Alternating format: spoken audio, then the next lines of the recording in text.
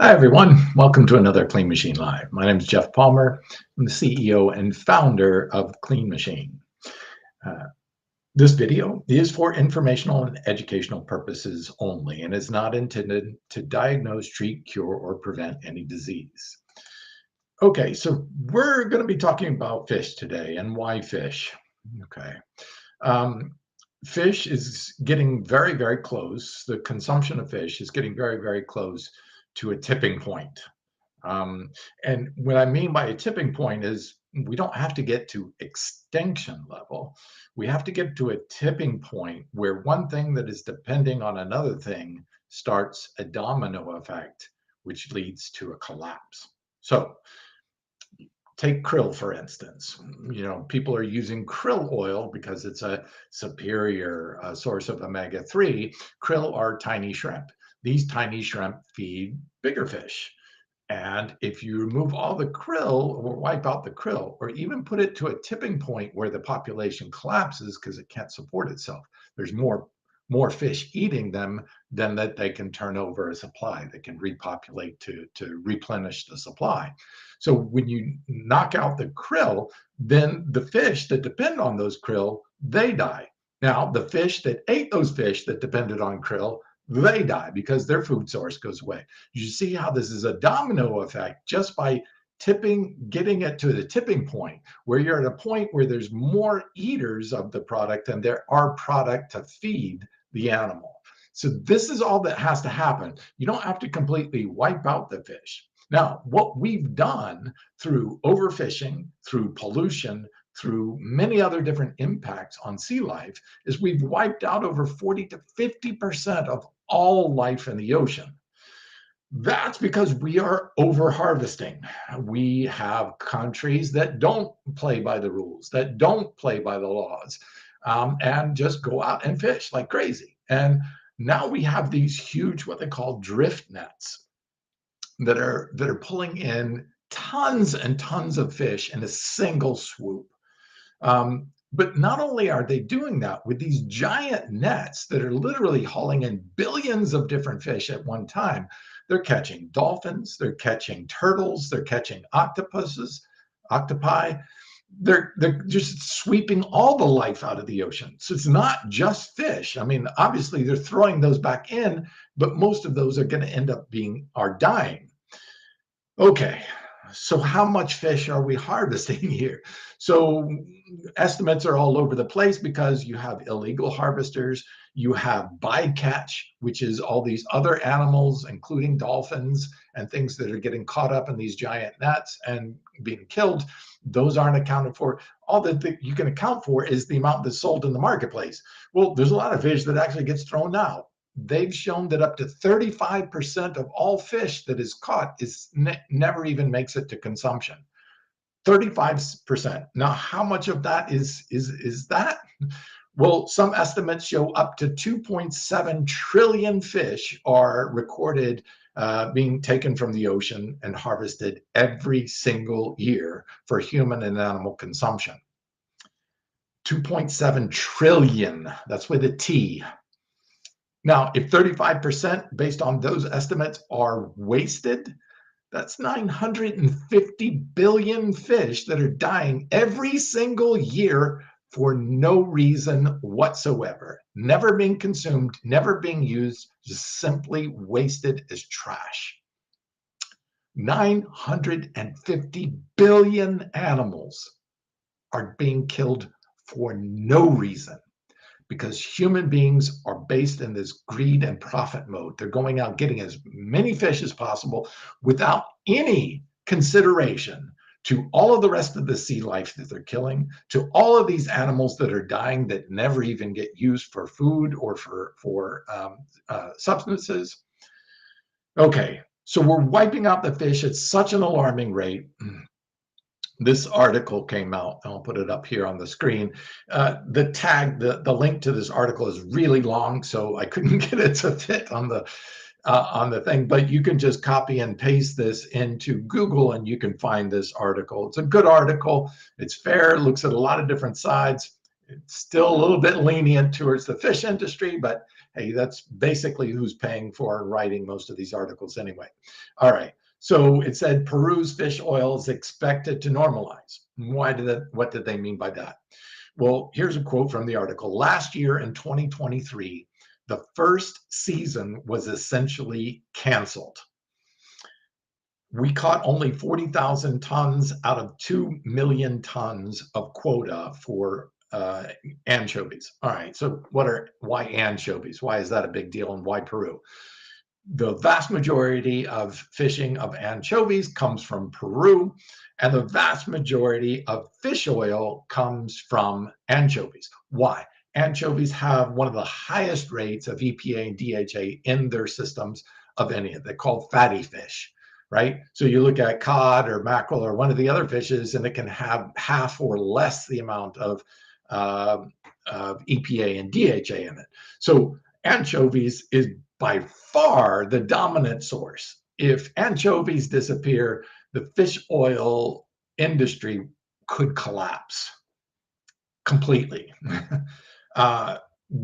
Just in the cancellation of last year, we saw fish oil supplement prices skyrocket by 3 to 4 times the amount at suggested retail prices. So the tripling to quadrupling in price because they basically couldn't harvest the anchovies because we've overfished them.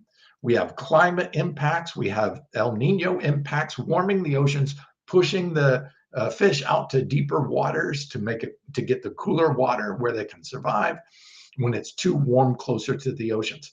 This makes it more expensive for fishermen to go out and go to deeper areas to try to capture these fish. All of these things have put such pressure that GOED, the Global Organization for EPA and DHA, actually had some crisis moments and called for a come to Jesus meetings with the fish oil and the EPA and DHA industries and said, hey, look, we need to start protecting this or we're going to collapse this industry. We've already seen a complete shutdown of the anchovy industry for an entire year just to allow the stocks of fishes to come back because they were mostly juvenile fish, not harvesting. They were too lean too. They weren't eating enough fish. Okay, so one of the approaches to that is like, okay, well, let's move the fish on land then. Let's do aqua farms, right? There we can control the fish. We can grow, we can scale up the fish. Well, the problem with that is, well, that's great. Those fish in the farm, what do they eat? They eat fish. So you have to actually capture fish from the ocean to feed the fish in the aqua farms. Do you see how this circular argument isn't really effective? You still have to capture fish out there to feed the fish because if you're taking the fish out of their natural environment where they eat the fish in the oceans and you put them in an aqua farm, well, then you have to capture more fish to feed those fish. Okay. Not only that, when you put fish in these concentrated aqua farms, right? CAFOs, there's just concentrated areas, fish will grow to their supply, their area of length. So in the ocean, they can grow really big. In captivity, especially in confined captivity where they're jammed or tens of thousands of fish are hovered together, the fish actually release a stress hormone, and that hormone inhibits growth. It's telling the other fish basically there's not enough food supply, even if you're artificially introducing food supply. So this gives the fish, those aqua farmers, a lower yield, and it causes stunted growth within these aqua farms. All right, so all of this is getting really complicated. And on top of that, because you've got fish in very confined things, once one gets disease state, it spreads to the fish. So you're getting diseased fish as well in these giant concentrated aqua farms. These are issues they're trying to address, but can we address them quick enough? All right, let's keep digging into some of these finer points of this article. Peru had been producing an average of 150,000 tons of crude oil per year, but it only produced 90,000 in 2022 and only 10,000 in 2023. To go from 150,000 tons of crude fish oil being produced down to 10,000. You don't have to understand the math real clearly to get what that means. That means you're teetering on the total collapse of a species. And this is not the first. We've already lost several of our species, gone extinct completely due to human beings overfishing, pollution, etc. Okay. So the article says up in 2020, 49% of the world's supply of fish, crustaceans, mollusks were farmed rather than caught. And aquaculture, these farms, are by far the largest consumers of fish oil. Okay, so if we're catching these fish to make fish oil for humans, but these aqua farms, which are trying to raise fish for human consumption, is actually requiring even more fish oil than we're feeding humans. So this is a lose-lose-lose situation.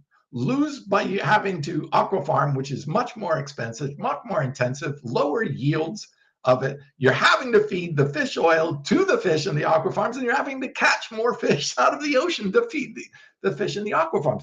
This is just insane what we're trying to accomplish. It's like putting out a fire by starting 4 more fires. It's nuts. It's not sustainable. Okay. So moving on, we see that recent studies have shown that when people are asked, when people are presented with this information, when they actually know the truth about this fishing situation, here's a study. Over 1,200 people were surveyed, and 84% had previously used omega-3s. Okay, great. All right. And 2/3 of this group said that they stopped due to concerns about ocean health. Even in this article, I'll point out that the article even said that fish oil started out as algae oil, right? Quote, right from the article, fish don't make EPA and DHA in the value chain. They just accumulate the EPA and DHA that was originally made by marine microorganisms. It's the algae that makes, and these microorganisms that makes the EPA. Fish do not make this. They are a secondary source. They consume the EPA and DHA. They do not make it. All right. So this article goes on to say, I think it's much more important to get consumers to understand that they need to take omega-3 regardless of the source. Now, why should we move away from fish? Well, even in this article, quote, the US omega-3 fish oil market has lost 1.2 million customers in the past 18 months. 1.82 million people have stopped taking fish oil in the last 18 months, mostly due to the price increases because of the loss of fish in the ocean, shutting down the fishing supplies. But also the concern is about the health in the ocean. So let's dive into that. Okay, we've got Fukushima out there. Let's talk about that. Nuclear waste. We have overfishing. Obviously, it's not regulated. It's regulated in countries that are abiding by the law, but it's estimated that up to 37% of all fish caught are done so by overfishing without regulatory controls. These are countries that don't abide by the rules, third world countries that just go out and fish. They don't care about the laws or rules at all. And then you've got the warming of the oceans. All right. Now, the warming of the oceans is changing because of a lot of different reasons. I won't get into that, but the change is happening, and it's happening in affecting fish supplies. We've had huge die-offs, trillions and trillions of fish dying off in massive quantities in Texas and Africa and stuff like this, just washing up, billions and trillions of tons of fish just washing up due to water warming. Why is water warming? Warm water doesn't hold as much oxygen as cold water does. Cold water will keep the oxygen concentrated. Warm water releases or evaporates the oxygen. It's a little more complicated than that, but I won't go into that further. For the reason I'll simplify it for this conversation. But anyway, that can choke out the oxygen or not supply enough oxygen for the fish and cause massive die downs. We've seen this several places all around the world where we're having massive die-offs of populations of fish due to warming of the oceans. Next is toxic pollution in the oceans. I think by now almost everybody knows we have a huge amount of plastic in the oceans. So a study out of the UK showed the average person consuming fish 1 to 2 times a week throughout the year, by the end of the year, will have up to 1,000 pieces of microplastic in their system from that fish they're eating. One study showed 99% of the fish caught had microplastics in their systems, not only in their guts, but migrating into the flesh of the fish, or migrating into the liver and organs of the fish. So this plastic is actually getting inside of it. And these plasticizers are hormone disruptors. They are causing all kinds of problems with people. Okay, so we got toxic pollutions like plastics. We have oil spills dumping these huge amount of petrochemicals into the oceans, and it's ending up in fish and crustaceans, especially bottom feeders like lobsters, shrimp, crabs, oysters, clams, all these ones that are siphoning off the bottom. All these toxins settle to the bottom. So they're the worst of the worst, but you're finding them in fish too, as well. Then you have nuclear waste like Fukushima. They found Fukushima fish with 150 times the legal limit of radioactive particles in their system. Radiation at 150 times the legal limit in fish caught off of Japan. And yet here we are, Japan's one of the largest fishing communities, selling fish all over the world. Then we have sewage. We are dumping tons, millions, trillions of tons of sewage into our oceans. And these sewages are causing infections. They're causing bacterial growth. They're causing deformations in the fish. And then you have pharmaceuticals. Great study by the University of Florida, Gainesville, go Gators, my hometown, did a study on bonefish that they caught all the way around the state of Florida. So from the Gulf Coast to the ocean side, they took fish populations. 100% of all of the fish that they caught had pharmaceutical drugs in them. Antidepressants, heart medications, Lipitor, birth control. That was one of the highest rates of pharmaceutical drugs in the fish. So you're consuming birth control, high estrogen birth control pills by consuming fish. Not the pills themselves, but the drugs are in there. Antidepressants, antipsychotic drugs are found in them. They found some fish with 14 different pharmaceutical drugs in them. So you're eating sewage, radiation, oil pollution, plastics, and pharmaceutical drugs when you consume fish. Why are we still consuming this? They are in the garbage dump. That's like pulling your food out of the toilet. Even worse, with all the plastics and radiation. At least there's hopefully no plastics, but no radiation in your toilet. It's awful what we're doing, and why are we consuming this fish? So estimates of 40% of all animals killed for consumption are fish. 40%. So 4 out of 10 animals killed for human consumption are fish. Wow.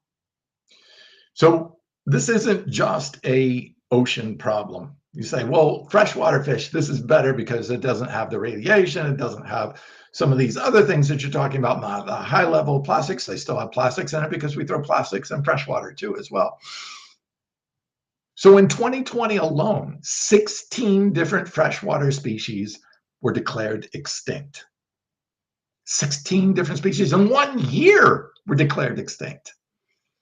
Since 1970, the largest fish, the one 60 pounds or over, have declined in number in freshwater fish by 94%. We are fishing these fish to extinction levels. And as you can see, we're already pushing some of them to complete extinction. Nowhere, this is a quote from the article, nowhere in the world's biodiversity crisis more acute than freshwater ecosystems. All right, so we need an alternative.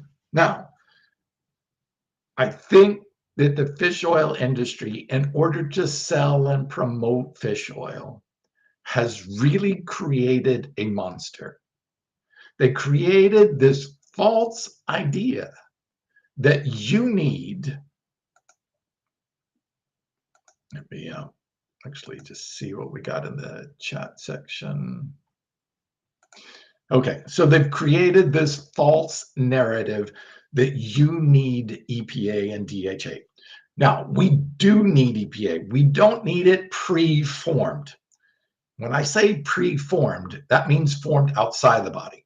Human beings, like most other herbivores, can take ALA, the only essential omega-3, convert it down to EPA and DHA, and supplying all of our needs with the sufficient supply of ALA. Obviously, you've got to consume enough of the true essential omega-3 ALA in order to get that. Or you can consume a plant that has ALA and SDA, like Ahiflower does. Ahiflower is the richest source of SDA of any plant we know of. Non-GMO plant, I should make a clarification on that. Okay, so if it's true that, so they created this narrative. All right, where did this narrative come that you can't get ALA from, I mean, you can't get your EPA and DHA from plants. All right, so they created this narrative based on studies, the study or the method of measurement called the Omega-3 index. The Omega-3 index only measures the conversion of ALA down to DHA in the blood. Okay, we now know with backed up research in mammals that the vast majority of ALA does not convert in the bloodstream. It converts safely in tissues. Now, why would the body do that, not convert it in the bloodstream? Well, more studies have come out recently in 21, 22 that show that actual DHA in a preformed state introduced into the bloodstream can actually elevate LDL cholesterol. All right, this may not be a desired effect. Even the MACE study, MACE, which is major adverse cardiovascular events, showed that when there are higher levels of DHA, the body has a higher potential for cardiovascular events. So the body then is protecting it. Well, a great study came out looking at dolphins and humans and found something really interesting. They found that dolphins actually were consuming, obviously, a lot of fish. They were consuming 165 times the amount of EPA and DHA, especially DHA, than humans do. Yet their blood levels of DHA were almost the exact same as humans. Actually, they were a little bit lower, but for all intents and purposes, their DHA blood levels were the same as humans, even though they're consuming 165 times more. The researchers stated right in the article that we see throughout research that the human body strictly regulates the amount of DHA and arachidonic acid, which is omega-6, the counterpart to DHA, right? They're both way downstream. in the conversion chart. So our body regulates exactly the amount of DHA it needs and maintains that in a homeostasis. And same with the arachidonic acid. Arachidonic acid is pro-inflammatory, DHA is anti-inflammatory. So it regulates that very tightly in the bloodstream. And we see this across species in dolphins and humans. No matter how much you put in, the body immediately tries to regulate it and clear it out of the bloodstream so that it doesn't cause any negative impacts. It tightly controls this. This is what's perfect about ALA. The human body can take ALA and only convert it to DHA when and where it's needed. This means getting it to the right tissues that need DHA and convert it there, so it's not in the bloodstream. Convert it in the brain, convert it in the fat tissue, convert it in the liver tissues. This is a really important point because the fish oil industry had created this narrative that, oh, you've got to get your fish oil from EPA and DHA. And now that is prevalent that everyone assumes, oh, you have to get that from EPA and DHA. Folks, I've been vegan for 40 years. I have not consumed a single ounce of preformed DHA in 4 decades. Our body, our brain requires DHA. If I was not consuming DHA for 4 decades, my brain would stop functioning, period. It's not happening. This is a lie. It is not the truth. The body can convert it. Now, there are exceptions to this. There are people with ApoE4 genes, some what they call SNPs, or genetic alterations. That's where the good news with Ahiflower comes in. Okay, so what's the difference? Let me go ahead and pull up the image here so you can see the difference here. All right, so here is the Ahiflower comparison chart. All right, you can see total omega-3 all the way across the board superior to hemp, flax, chia, and algae, which has no ALA or SDA. Okay, omega-3 and 6 is good as hemp, better than flax and chia. Again, algae does not contain any essential omega-6 at all. Omega-3 to 6 ratio, a nearly perfect 3.4 to 1 high ratio of omega-3 to omega-6. Not so good, horrible actually in hemp, and slightly better in flax. But remember, flax does not have, the next line, any SDA at all. Hemp has a little bit, but Ahiflower over 10 times the amount of SDA than hemp. Flax and chia have no SDA. So why is SDA important? Okay, so remember I was just talking about the ApoE4. Some of these people with gene variants, a few percentage of people, but enough to be concerned about, those people with those gene variants are poor converters of ALA to SDA. That's the first step. It's called the rate limiting step. So what you need then for that person, that group of people with this genetic variation, is a good source of SDA because it bypasses this first step called the rate limiting step, the conversion of ALA down to SDA.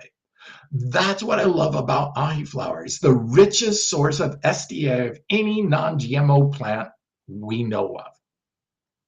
That's amazing. That makes Ahiflower a universal omega-3 for everyone.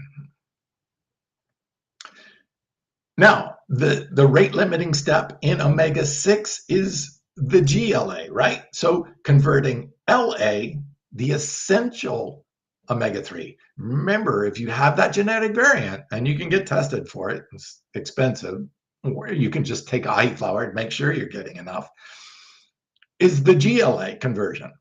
So you can see omega-6 GLA, richest source of GLA compared to hemp, flax and chia have no GLA. So flax and chia have no GLA and no SDA, so you can't use them very well for people who have that genetic variation, who don't produce the delta-6 desaturase enzyme, that rate limiting step that will get you down to the next level. So this is why Ahiflower is such a brilliant plant. And the folks at NCI are brilliantly to cultivate this. The only major cultivator of Ahiflower in the world. And they saw this. They saw this amazing, substrates, the amazing breakdown, the amazing constituents in Ahiflower, unique and better than hemp, flax, chia, and clearly algae. Algae has no ALA, SDA, has no SDA or GLA, has no omega-3, 6, 9, does not convert to all 6 omega-3 forms. Ahiflower does all that and more. That's why I love about Ahiflower, why it won the Nexty Award. It's shown in published human study to be a 400% greater conversion to EPA in the bloodstream. Now, EPA is great. EPA actually helps give a positive balance to your LDL to HDL cholesterol ratios. It improves that. That's why the body loves higher EPA. So it's interesting that because the body in humans, but also in dolphins, loves EPA in the bloodstream because it prevents oxidation of your HDL and LDL cholesterol, which then can cause problems. So it prevents that and protects against that. It's anti-inflammatory. It's pro-HDL, the good cholesterol. So it's all the good things. That's why the body actually has much higher amounts of EPA in the bloodstream. Why you would want more higher EPA in the bloodstream. As a matter of fact, when you looked at the dolphins had 16 times as much EPA in their bloodstream than DHA. This is amazing, but this is what we should be talking about because we have a real tipping point happening with life in our oceans. Okay, so some people have said, all right, well, if the fish oils industry collapses, what are we going to do? Well, there is algae, but algae can't supply that. Ahiflower is a land-based grown crop that can be scaled up to supply the world's needs for omega-3 sources. Right now, we don't have the capability for algae. It's too expensive. People won't buy it. As you see, 1.6 million or 1.2 million people already stopped taking fish oil because the price increases just because of the cessation and near collapse of the anchovies last year. We're going to see this again. Consumer demand globally for fish and fish oil is increasing at an alarming rate because people believe this myth that you have to get your omega-3s from fish. It's not true, and it's about to cause a collapse of life in our oceans. We need to stop believing this. We need to start utilizing great sources of land-based, sustainable sources of omega-3.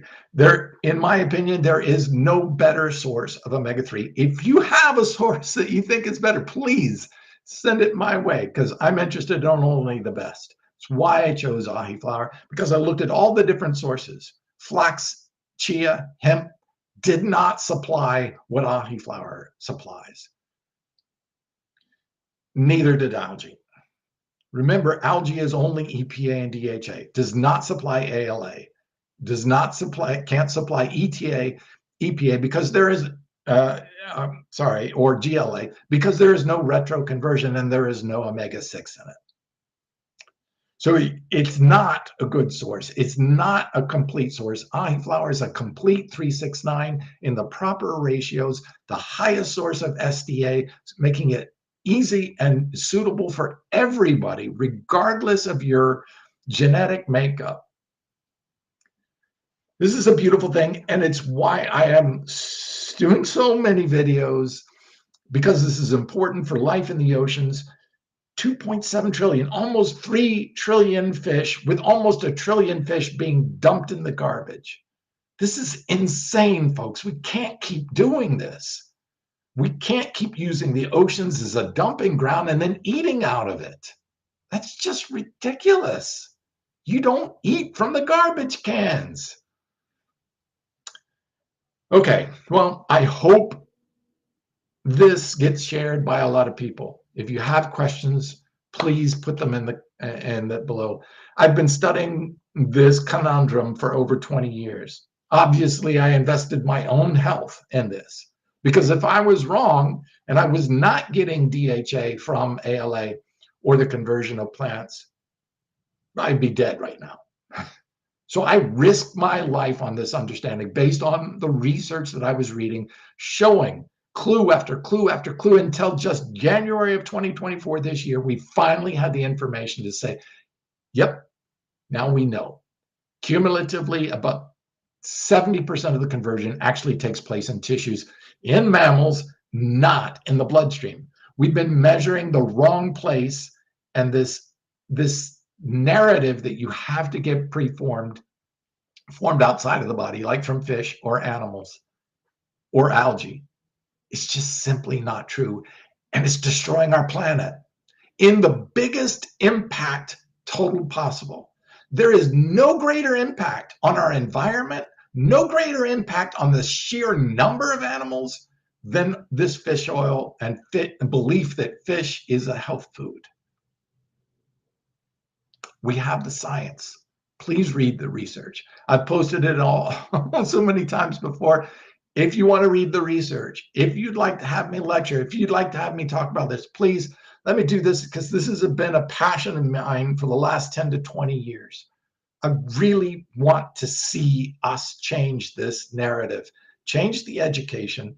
And I have to thank Andrew Hebard, Greg Cumberford over at NCI for their brilliant work to create this remarkable plant product that will help us meet the demand of omega-3 algae for everyone, regardless of your genetic makeup. The science is there. I'm happy to share it with you. I'm happy to go over it with you. It's a complex situation, but one I've been studying and one that I put my life on the line for. Please share this so we can get this information out to as many people as possible. I'm passionate about this because I wanted to start with the greatest impact. I wanted to start with the most important development in research for nutrition, showing that human beings do not need preformed EPA and DHA. We can get them all from plant sources, especially from Ahiflower. That's why I'm so passionate about getting Ahiflower out to more people, making it more available, and getting the education out there so that you understand why and can be comfortable that you're going to be able to meet your EPA and DHA requirements with Ahiflower. Thanks for watching. Thanks for tuning in. Please share. And please, if you have any questions, let me know in the comments below. Happy to answer.